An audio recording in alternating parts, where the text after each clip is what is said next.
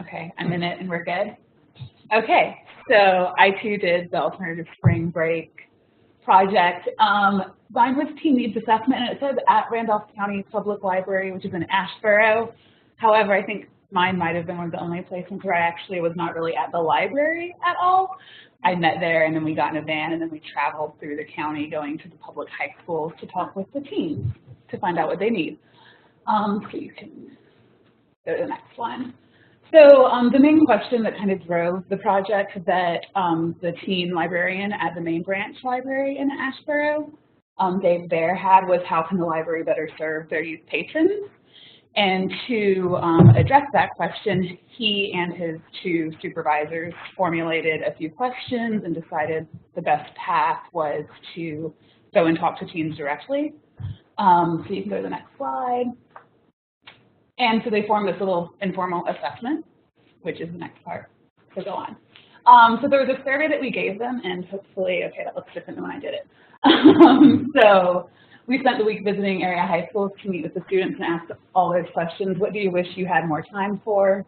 What do you do for fun? What do you do after school? What would you like to do at your library? How could the community better serve your age group? And how would you connect with the library? And then they have that specific list of social media, texting, the paper, etc. And so we gave that survey. You can slide to the next one. To nearly 500 students. I think it was like 497, some random number. And we met with them mostly in their English classes or in their school's media center. And we distributed the survey and gave them about 5 or 10 minutes. They just kind of raised their hands at the end and told us they were done. And overall, the respondents expressed an overwhelming sense of being busy and not having time to get to the library if they had a way to get there, which was the other big hurdle that we found from the results. Asheboro and the county that it's in is pretty large, and their branches are pretty spread out, and most of them close by 7 p.m. So kids, when they get out of school at 3, by the time they get home, it's 4. By the time their parents get home, it's like 6, and by the time they got to their library, it would be closed. And there's no public transit really, and lots of the teens in the area don't drive, and if they do, they have a part-time job, is what we were hearing. So that was the main thing that we found out over that week, is that teens have difficulty finding their library or a way to get to it, and that they just seem really, really stressed for time. That was the overwhelming response. We did some, you can slide it.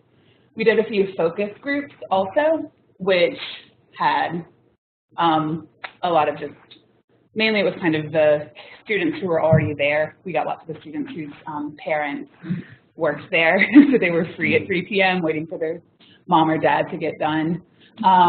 And so we talked with them also in the media centers informally, just having a few topics of discussion, like do you know where your local library is? How often do you use it? What would you like to see happen at your local library? Do you feel welcome there? In what ways do you use it? And through that, you can go to the next one, please. We found out that teens aren't going there that much. The few students that were like open and direct with their answers said they probably went like once or twice a year when they couldn't find the thing they needed online. And that teens have library cards now through their, their high school ID number or student lunch number. Different schools call it different things, which is something that makes it more confusing. And students, most of them knew about it, but they weren't using it still.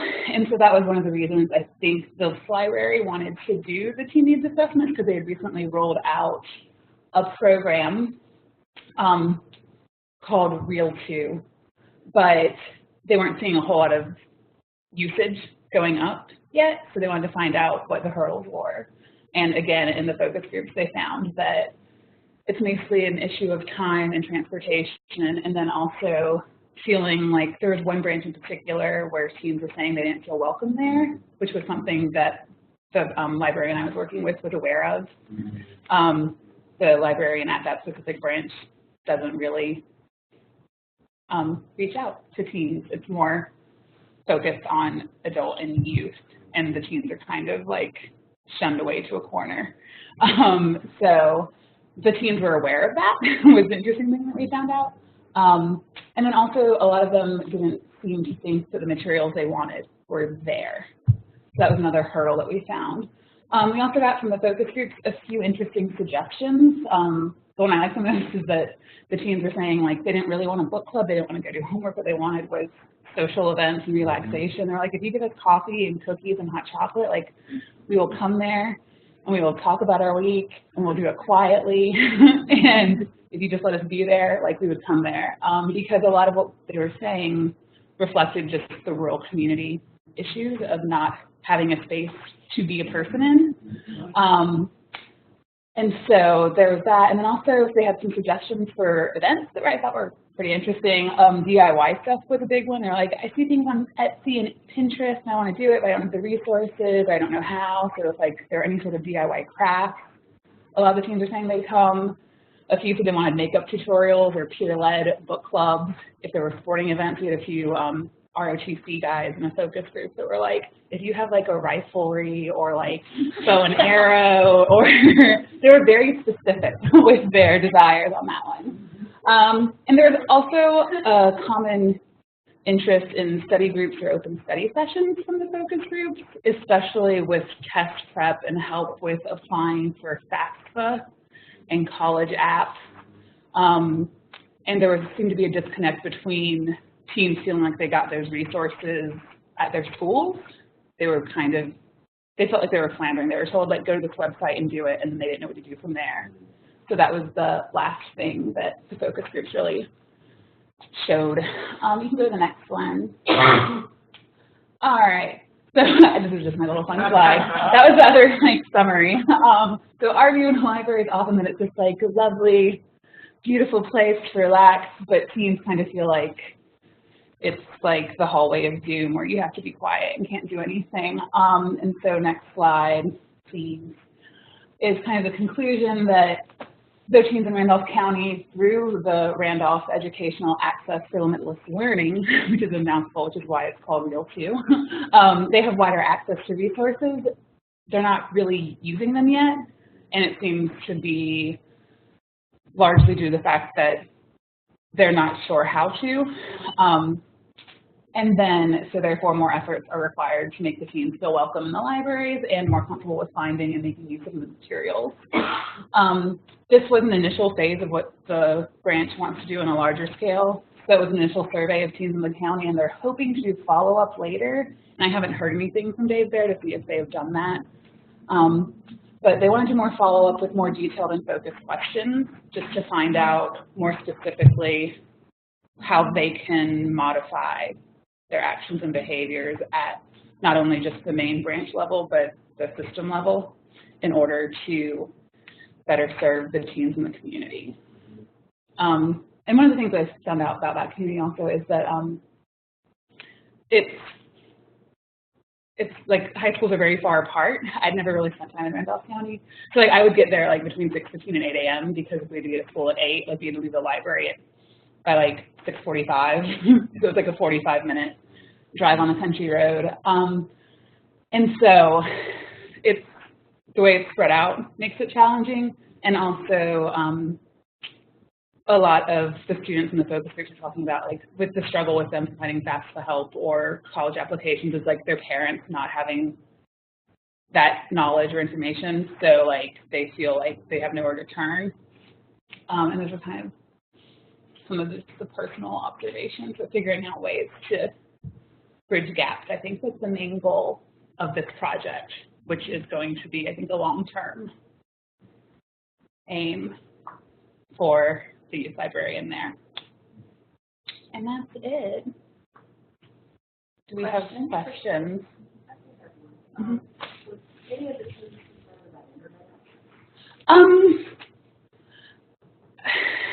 A few either said something about it or wrote something about it. But some of the schools in the county, even though I guess we might think of them as like it's a rural county, which maybe has like lack of funds and resources, they do have laptops for students to use there, which have Wi-Fi access. And I think they got that maybe through a grant, if I remember correctly, a few years ago. So all of the students when they're at school have something they can use for those projects. At home, some of them said they would like more, like they don't have a strong or a fast connection, and then also the libraries in the county have Wi-Fi at them, but that cuts off at like 8 or 9 p.m. So like that's one thing some of the teams, that's the main thing I heard from some of the students that we talked to, was that like they don't get off work till 9 or 10. So like even if they wanted to like park in the parking lot and do work, they can't because the signal cuts. But there was more access to technology than I was expecting. Mm-hmm. Nora? Was there a diverse demographic that in those people that you talked to, Latino, Latinas, African Americans? We didn't track any statistics on that, and I didn't do research from like just viewing it. Predominantly white, lower middle class would be my like quick assessment. Some minorities, but like if it was a class of 30, there might be 3. So like 10% or less minority community, I would guess. And then we saw like the classes were, I think, just randomly more male than female. So that was interesting. Teen boys are fun. I didn't put any of like my best survey answers. I should have done that. Some of them had really funny answers or sad ones. One of them, it was like, how do you want me to how should the library contact you? The last question on the survey, and someone had written like, anyway, I wish, as long as they text me back. And I was like, oh, this teen wants a friend. I wish we had their name. We could be their friend.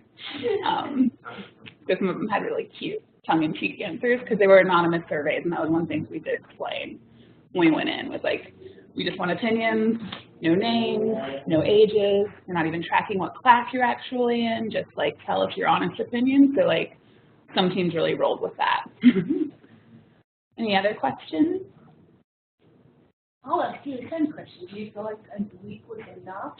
I mean, not that you could use more, but was it worth a week?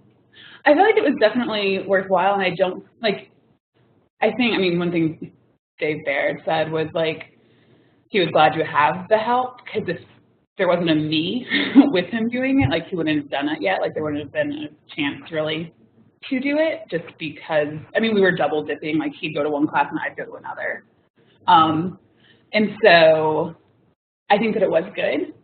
I think that it's going to be, like, an extended project for them, and that it could be interesting if it happens again next year, like, to do a follow-up with like the second survey, or like the rolling out if this is taken and like they do turn like a DIY craft club out of it. So like there's opportunity for like future growth and involvement, but a week for something of that scope is like very kind of limited. Well, thank you. All right.